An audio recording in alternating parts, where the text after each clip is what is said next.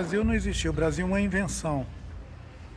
E a invenção do Brasil, ela nasce exatamente da invasão, inicialmente feita pelos portugueses, depois continuada pelos holandeses e depois continuada pelos franceses, num moto sem parar, onde as invasões nunca tiveram fim. Nós estamos sendo invadidos agora.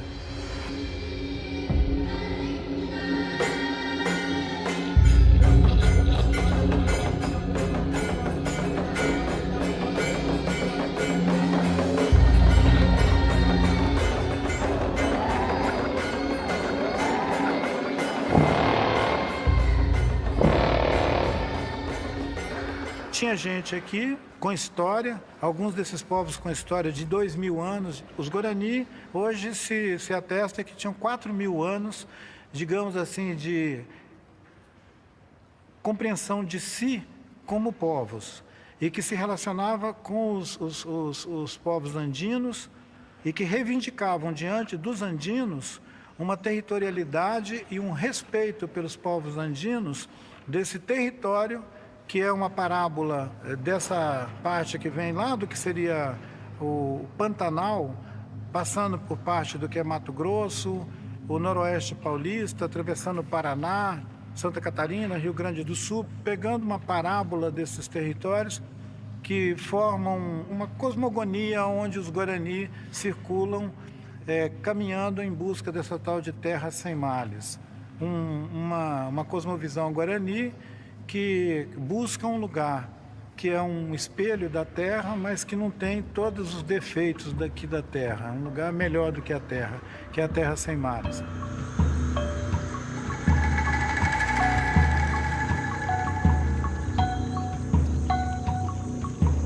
Hoje, a gente, por exemplo, vai olhar em áreas que são de terra firme, quer dizer, longe dos grandes rios, e você encontra também um monte de evidências de populações lá ocupando. Quer dizer, qualquer lugar na Amazônia que você cave um buraco, você encontra evidências de populações indígenas do passado. Ao longo do rio Amazonas existiram sociedades complexas, sociedades que eram estratificadas, tinham exércitos, tinha camada de sacerdotes, etc.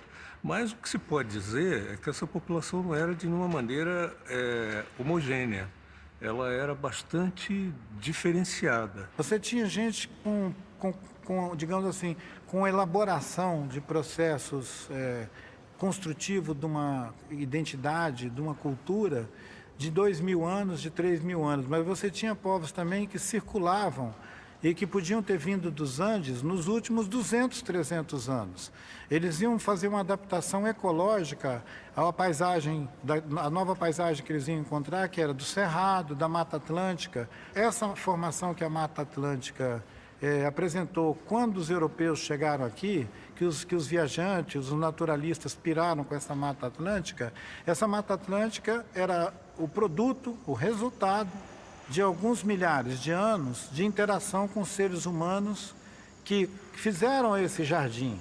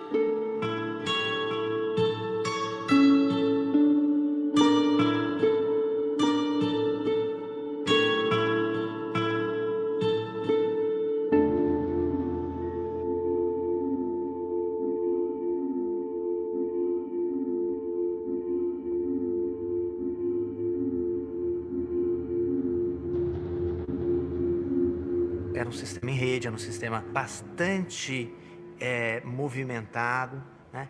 E é uma coisa, seria uma espécie de mundo, assim, um mundo que poderia parecer, assim, com o mundo europeu sem a sua Roma, né? No sentido que você não tinha uma capital, um lugar que centralizava, em que todas as estradas, né, vão dar em Roma. Você tinha, mas elas estavam conectadas. O que a gente encontra de estradas, o que a gente encontra hoje de geoglifos, o que a gente encontra de canais, a gente encontra, esse pessoal estava ocupando esse espaço, esse pessoal estava circulando, esse pessoal estava em contato. Eles se relacionavam com os Quechua, com os Aymara, com os povos andinos, com o Império do Taiwan Tsuyu, que tinha em toda essa espinha que é os Andes. Quando os brancos chegaram, eles foram admitidos como mais um na diferença. E se os brancos tivessem educação, eles podiam ter continuado vivendo aqui no meio daqueles povos e produzido outro tipo de experiência. Mas eles chegaram aqui com a má intenção de assaltar essa terra e escravizar o povo que vivia aqui. E foi o que deu errado. Então eu digo isso, qualquer uma pessoa que estiver me ouvindo falar, e se você se sente parte dessa continuidade colonialista que chegou aqui, você é um ladrão. O seu avô foi, seu bisavô foi.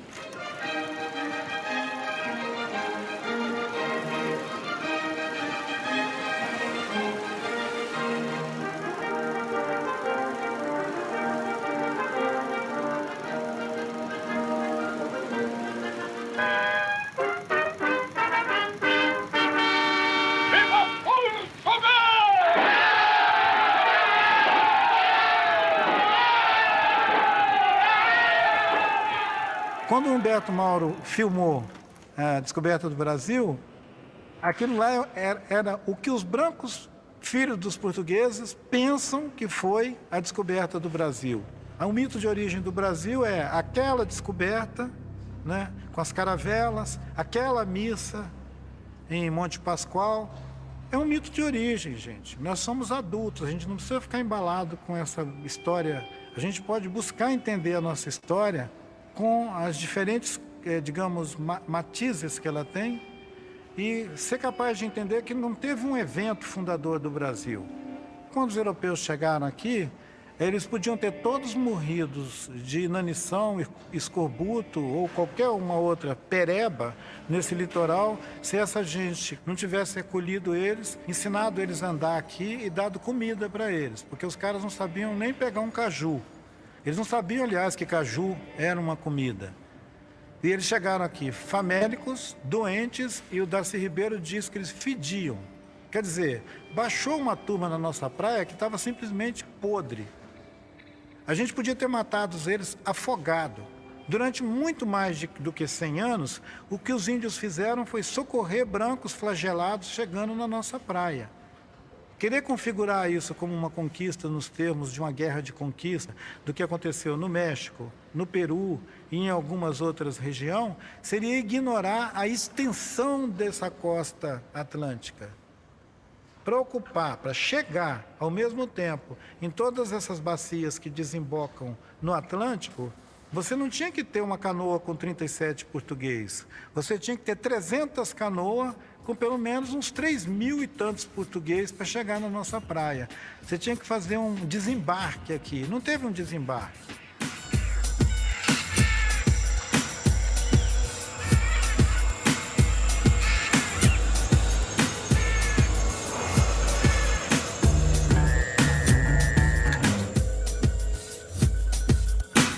Os primeiros registros dos contatos, há um desejo de estabelecer trocas, há um desejo de encontrar mercadorias, metal, ouro, logo isso não se realiza, então é o pau-brasil, são papagaios, são macacos, mas não só. Já os portugueses também capturam escravos. Então, são trocas, mas já são trocas também, eu acho, desde o início, marcadas por uma tensão de uma sociedade, que é a sociedade portuguesa, de comerciantes que estão nesses navios, da monarquia portuguesa, interessada já na conquista, na dominação, de impor o seu ponto de vista. Lévi-Strauss mostrou isso muito bem nos estudos dele, essa grande diferença de mentalidade entre os europeus e os povos americanos, os indígenas americanos. Ao contrário dos europeus, os indígenas muito abertos à alteridade, a incorporar o outro, a diversidade, né? como parte sempre integrante da sua visão de mundo. Enquanto os europeus não, eles não veem o outro, eles sempre, quando veem algo, eles projetam sobre o outro o que eles querem ou o que eles não querem. No caso, por exemplo, o demônio, o pagão, o infiel. Enquanto os índios estavam querendo saber que tipo de corpo esse pessoal que chegou tem, né? Se eles são mortais, se eles apodrecem, se eles morrem, se eles cagam fedido, né? Os espanhóis estavam discutindo, os espanhóis, os portugueses estavam discutindo se esses caras tinham alma ou não, e se podiam ou não ser escravizados, né? Então... Nos enganaram de muitas formas, com agrados, com afagos, né? Com presentes. Então, né? Foi um roubo e foi também essa questão o roubo da própria consciência, né? Também. Porque acho que a gente, quando percebeu que não era, talvez metade das coisas já tinha ido.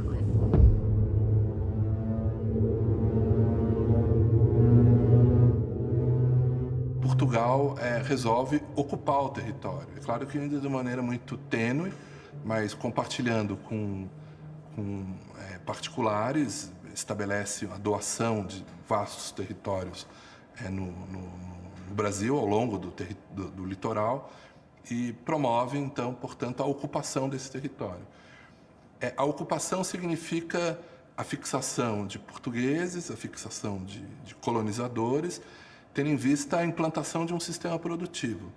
Produzir exige trabalhadores. Esses trabalhadores serão escravos. Se trata de implantar um sistema de produção do açúcar, capitania de Pernambuco, São Vicente, são as que inicialmente têm algum sucesso, já escravizando indígenas. Quer dizer, quem vai trabalhar são escravos que vão ser capturados.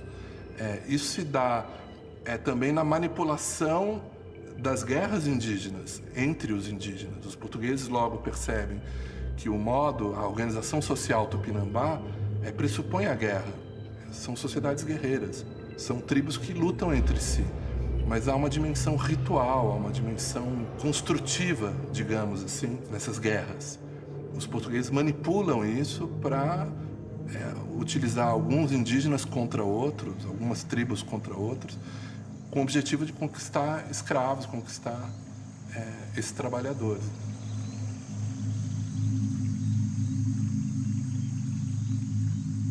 O entendimento que os portugueses estavam tendo de que podiam escravizar os índios foi um dos principais motivos dos índios começarem a queimar os engenhos, queimar as novas sítios coloniais e entender que os brancos eram invasores. Quer dizer, demorou para os índios interpretarem que os brancos estavam aqui para ficar e para tomar a terra e, se possível, escravizar os donos da terra.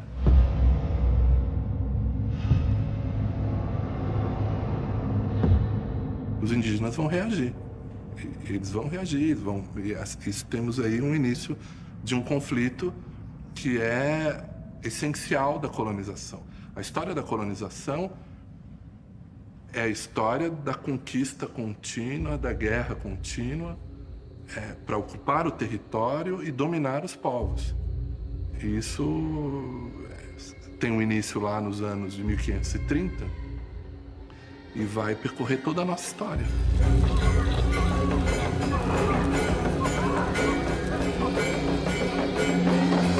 Nós estamos em guerra. Eu não sei por que você está me olhando com essa cara tão simpática. Nós estamos em guerra. O seu mundo e o meu mundo estão em guerra. Os nossos mundos estão todos em guerra. A falsificação ideológica que sugere que nós temos paz é para a gente continuar mantendo a coisa funcionando. Não tem paz em lugar nenhum. É guerra em todos os lugares o tempo todo. Ao contrário do que muita gente diz, de que os empreendimentos portugueses tiveram que trazer negros da África para cá, porque os índios não quiseram ser escravos, isso é uma tremenda de uma mentira. Os índios foram escravizados à exaustão, foram mortos aos milhares, sendo explorados pelo trabalho escravo. Os escravos indígenas foram utilizados durante todo o período da colonização. E, legalmente, a legislação estabelecida pela monarquia, já em 1570, criava condições jurídicas para legitimar a escravização dos indígenas. E essa escravização se deu com um fundamento da guerra justa. Grosso modo, se os indígenas se recusam à fé, são contrários à fé, portanto, é justo guerreá-los. Como é justo guerreá-los, então significa que é justo matá-los, é justo ocupar os seus territórios e é justo escravizá-los. Eu escravizo o indígena para salvar a alma dele. A própria Igreja Católica mesmo tentou evangelizar e muitos que não aceitavam eram mortos, né? Muito de nós era proibido de falar a língua, era proibido de assumir um nome indígena, por exemplo, né? Tinha que negar para poder ser aceito. Então, muita gente negou a sua própria identidade, né? Para poder evitar o preconceito ou mesmo para evitar ser morto. Foi só no início do século XVII, ou seja, por volta de 1620, 1630, que os escravos africanos começaram a ser a maioria nos engenhos de açúcar. Até então, a maioria dos trabalhadores escravos eram indígenas.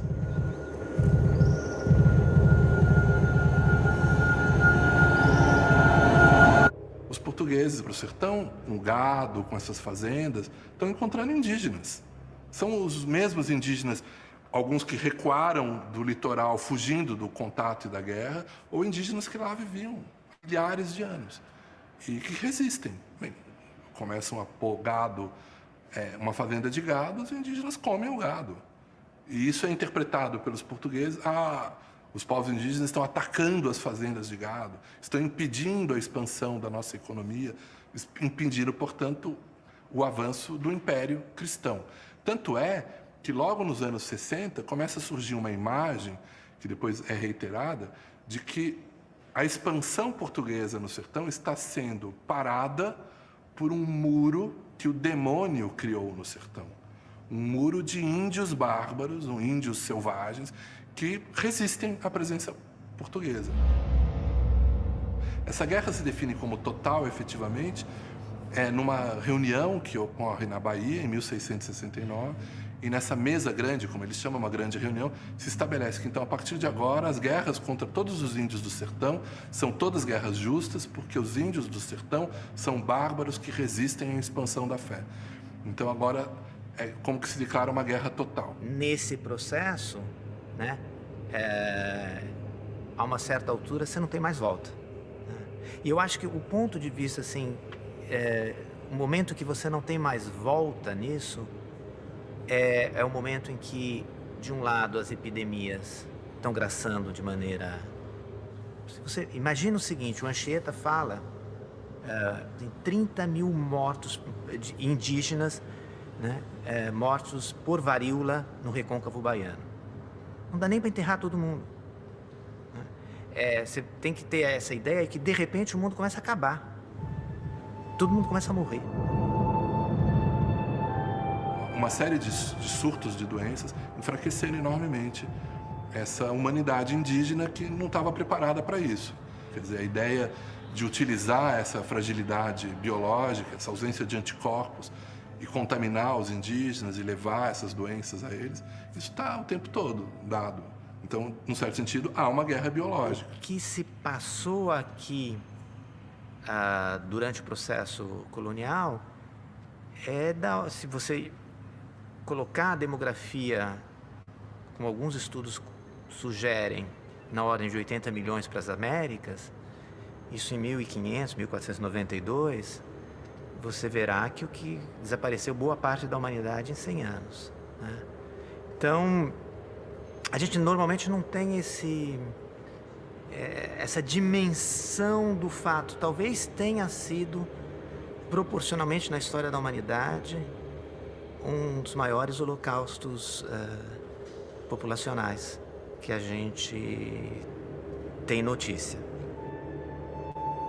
Os próprios portugueses vão ler essas guerras, promovidas na segunda metade do século XVII, e vão lamentar o fato de que foram guerras de extermínio.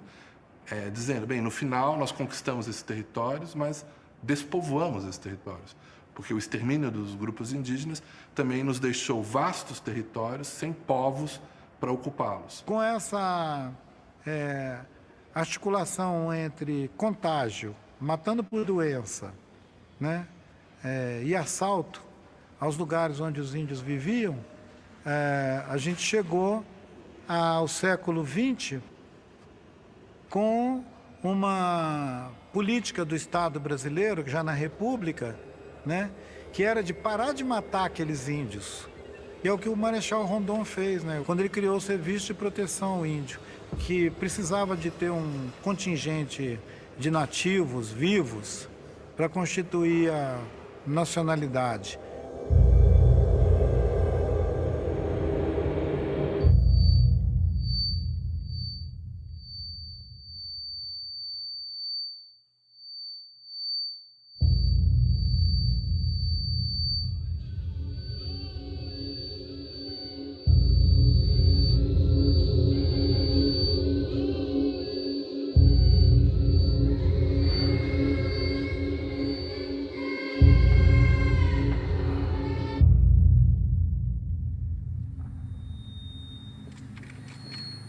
Os senhores não poderão ficar omissos, os senhores não terão como ficar alheios a mais essa agressão, movida pelo poder econômico, pela ganância. Um povo que habita casas cobertas de palha, que dorme em esteiras no chão, não deve ser identificado de jeito nenhum como um povo que é o inimigo dos interesses do Brasil, inimigo como os interesses da nação e que coloca em risco qualquer desenvolvimento. O povo indígena tem regado com sangue cada hectare dos 8 milhões de quilômetros quadrados do Brasil. Os senhores são testemunhas disso. Essa guerra é contínua. Ela não foi um fato histórico que acabou no século XVI. Ela fez parte de toda a expansão do Brasil por outras regiões, além da costa atlântica. Ela fez parte da entrada nos sertões, São Francisco. Ela fez parte da entrada na Amazônia. Ela fez parte depois da própria ação do Brasil na região fronteira do Chaco, né? Faz parte da guerra com o Paraguai também, ela integra esse episódio. Ela faz parte da expansão cafeeira, da borracha, depois do cacau na Bahia. Todos os grandes ciclos econômicos de desenvolvimento, os índios sempre foram atingidos pesadamente. Índios Yanomamis morreram em choque com garimpeiros. Nós estamos de frente de um múltiplo homicídio que eu não posso deixar de caracterizar como genocídio.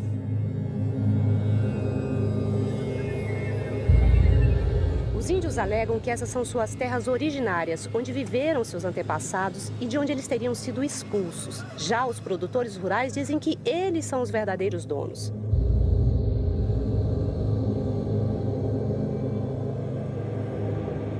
Essa proposta de emenda constitucional defendida pela bancada ruralista passa para o Congresso a decisão de demarcação de terras. O relatório também proíbe a ampliação de terras indígenas já demarcadas. Quando o índio invade, há uma reação do produtor a esse impasse, a morte, mas a morte de um lado e morte do outro. Guerra que a gente vive, né, para ter os direitos garantidos, né, é a guerra que a gente enfrenta para manter a nossa cultura, né, é a guerra que a gente enfrenta contra os madeireiros, né? Então, a gente diz guerreiro porque é uma palavra que vem de guerra mesmo, e a gente vive numa guerra constante, né? Todo dia, é um dia após o outro, né, sem saber quem é que vai mais ser vivo, quem é que vai mais ser morto. A guerra é um estado permanente, né, da relação entre os povos originários daqui, que foram chamados de os índios, sem nenhuma trégua até hoje, até agora, segunda-feira de manhã, quando nós estamos aqui conversando. Indígenas atearam fogo num caminhão e numa colheitadeira que custam mais de R$500 mil. Indígenas tomaram 3 armas dos militares e atearam fogo na viatura e ainda agrediram os policiais. Esse impasse sobre quem realmente tem direito sobre a terra já dura décadas aqui no Mato Grosso do Sul. Ruralistas também avançam para um outro objetivo, que é o de invadir e explorar as terras que estão na posse e sendo preservadas pelos povos. Nós, Guarani Kaiowá, nós não temos mais esperança que o governo brasileiro vai resolver para nós. Desde 2012, mais de 1.000 índios foram vítimas de violência no Mato Grosso do Sul, sendo 95 assassinatos e 13 casos de violência sexual. Os garimpeiros fizeram uma emboscada para recuperar uma espingarda que os índios haviam roubado. 2 garimpeiros e 5 Yanomamis morreram. Os líderes dizem que o problema não aparece nos jornais locais. E enquanto o poder público não toma uma decisão, abre-se espaço para a violência.